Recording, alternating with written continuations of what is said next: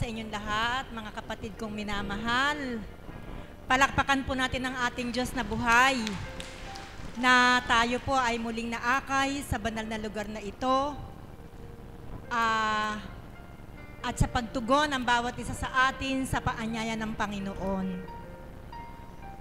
Mapapalad po tayong naririto na hindi nabigo ang Panginoon sa pag-akay sa atin. Sabi nga po, marami ang tinatawagan, subalit kakaunti ang tumutugon. Kaya mapapalad po yung mga tumutugon sa panawagan ng Panginoon. Tapat po siya sa kanyang pangako. Sa bawat pagpapaunlak natin sa paanyaya ng Panginoon, ano po ang pangako niya? Hindi ko kayo pababayaan hanggang sa inyong mga kaapu-apuhan. Napakasarap po ng pangako ng Ama sa sino mang magiging tapat sa Kanya.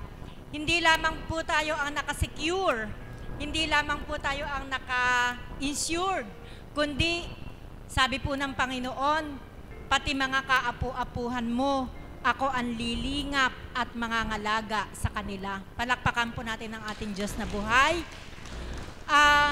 Habang ako po'y nakaupo at humihingi ng patnubay sa Ama, sapagkat sa araw pong ito, dapat po si Mother ang magpapasilitate, subalit meron pa po siyang ginagampanan, kaya hindi po siya nakarating. At nagtalaga po ng isa para pumalit sa kanya, wala din po yata dito, kaya ako po yung nilapitan ng nangangasiwa. Sabi ko po, sige po, no problem. Sabi nga po ng mga artista, ano man ang kanilang nadadama, sabi po nila, the show must go on. Tayo po yung mga anak ng Diyos, kaya sa panawagan niya, dapat po tayo ay maging handa sa anumang panawagan sa atin ng Panginoon.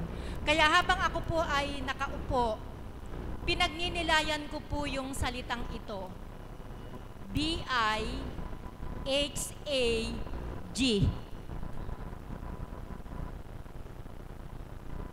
Hindi nakuha. Hindi nakuha. Bihag. Okay, B-I-H-A-G.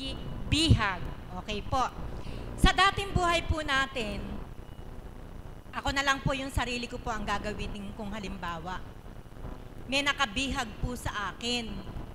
Sapagkat ang oras ko ay ginugugol ko para sa pagpapaunlad lamang ng aking sarili.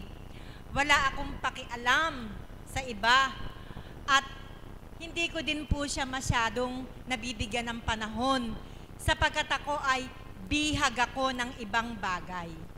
Salamat sa Ama, mahal niya pala ako sapagkat sa kabila ng pagiging bihag ko ng mga makamundong bagay, hindi niya ako pinabayaan. Inakay niya ako sa banal na lugar na ito at ako ay binihag niya. Sa palagay niyo kaya, ano kaya ang naging dialogue ni God ng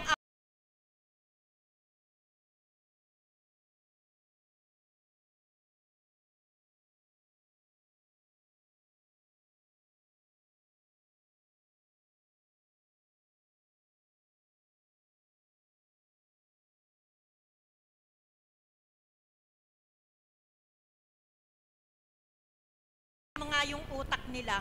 Simulan mo doon sa B-I-H-A-G. Nakuha po doon sa lugar na